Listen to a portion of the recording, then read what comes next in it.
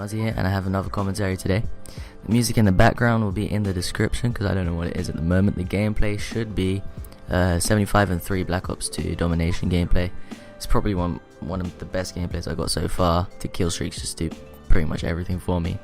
So anyway, today's topic is E3 and the three big consoles and what they're doing. Well, not so much the Wii U because I don't really care about it. The only reason I can find to get a Wii U is to play Mario and Mario Kart, and I don't really think that's worth £250. So on to the two big consoles, the PS4 and the Xbox One. So I think Sony just slapped Microsoft in every way possible. They did nothing wrong. They didn't even do anything.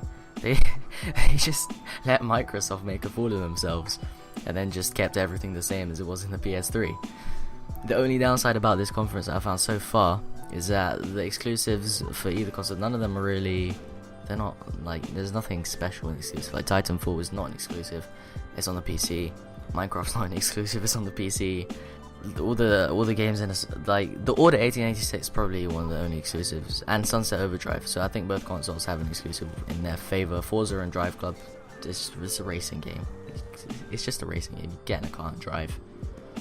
There's no other, but you know, Forza will be like, we have drive guitars. If I want to drive guitar, I'll go outside and drive. I'll go to Mercedes World or something. Drive an actual car instead of letting the computer drive a car for me. I don't understand why I would want that. When you play the AI, you want to play the AI, not just some random AI craziness. I don't know. So in terms of online, Sony just like snuck in the PlayStation Plus subscription when they were talking about they were letting everyone cheer, and then the PS Plus thing at the bottom just said immersive online experience. So that's not necessarily a bad thing. Personally, I think that's a good thing, because it will mean that the infrastructure of the whole system will be much better, and they'll provide a better service, and they'll have more incentive to protect the person using the service. And PlayStation Plus is way better value than Xbox Live, because you get loads of games in the Instant Games collection, plus a free game every month, and Drive Club on release, plus all the other crap. I can't remember what that is, and DRM. So everyone's been, this has been the talk of the town. People have been talking about this for ages.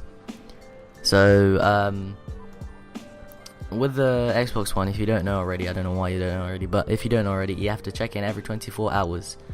And if you don't connect to the servers, then your console won't play games, which I find is pretty stupid, because the servers are inevitably going to go down, your internet's going to go down, your Ethernet plug might not work, or something like that, and then your Xbox will effectively be a £500 brick, because I can't see anybody watching TV through their Xbox or paying for Xbox Live just to watch Netflix. Like, if you want to watch Netflix, you do it on your computer, you do it on your TV, you do it through a set-top box, whatever. So I don't see what Microsoft are thinking there, because I know they have their hundreds of thousands of servers, but they're gonna go down. It's just going to happen. So I don't know what they got in place when they got to do maintenance or anything. So I don't know what they're doing there. And the PS4, it doesn't have to do any of that. You don't have to connect to the internet. You don't have to. If you don't want to connect to the internet, you don't have to. Obviously, to play multiplayer games, you have to, but that's a given. So Sony have just people are praising Sony so much, but they haven't really done anything. Like, I like what Microsoft are doing. They're trying to make things. They're trying to innovate in the console market. For the PC market, is something that's been happening all the time, but they're trying to innovate in the console market where this hasn't happened before. But they're doing it in the wrong place. They should have gone all out digital only, because all the stuff they're doing is like what you see on Steam. So you got to connect to the Steam servers to play your games, and then once you've connected, you can then go offline. But you still have to connect to Steam, and but you can't do that through discs, because when you buy a disc, you're like, okay, this is my disc, this physical copy is mine, and I can do whatever I want with it. If you have a digital game, you'll be like, okay, this is a license, so you won't expect to be able to trade it in. But because it's been like the culture for ages, you'd expect to trade in a game, and that's what Sony are doing right. They're doing everything the consumer wants. So at least to start with, they will sell more consoles. Like, they will.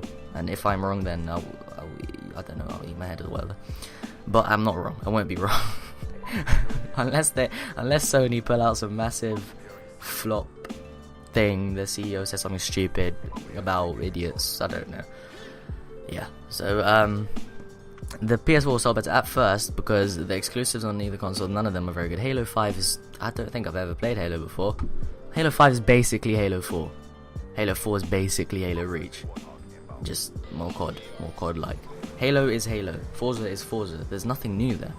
Titanfall is available on PC, and it runs on a Source engine, so pretty much anybody can play it.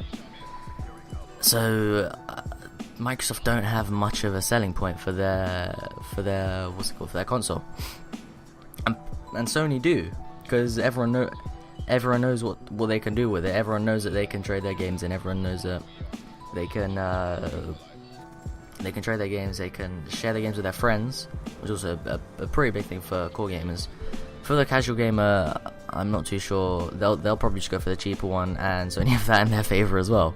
So if you think about it, the cheaper console almost always wins, because unless you're talking about the Nintendo consoles, because they don't have the backing of a lot of a lot of third-party games. Like, they will have Watch Dogs and stuff, but nobody's gonna show Watch Dogs at their conference on the Wii U because it's not the best version.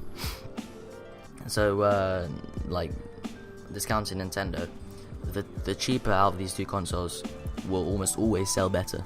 So the Xbox 360 sold much better than the PS3. Because the PS3 cost, like, what was it, $600, £500? No, £430, $600. So the PS4 will almost definitely sell better to the core gamer and the casual gamer. And where the Xbox One DRM restrictions come into play, like, in the future, is when you've got in like 4 or 5 years time, we'll probably see more people downloading digital games, which you can't trade in or whatever, and you're gonna have to be online for anyway. So and more people will get better internet. So, like, what was it? There was a 1.5 megabit download limit for the for the Xbox One. If you have a speed lower than 1.5 megabits, you can't use it. So in the future, I think Microsoft will be able to like, it won't be as bad because it will be mostly digital. And I think Microsoft will get the backing of like massive third-party exclusives like Titanfall more because of the DRM restrictions and all that stuff. So in the future, Microsoft might sell better, but at launch, the PS4 will sell. It's already selling better on Amazon. I think it's the top pre-order on Amazon, and it's the top-selling console on Amazon after the 3DS XL selling better at the moment, at the time of recording. But it probably jumped that as well. Anyway, I think that's about it.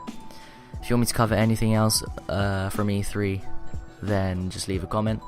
Leave a comment with your opinion on the Xbox One and the PS4. I think from the video you can tell I'll probably be getting a PS4, like I said before.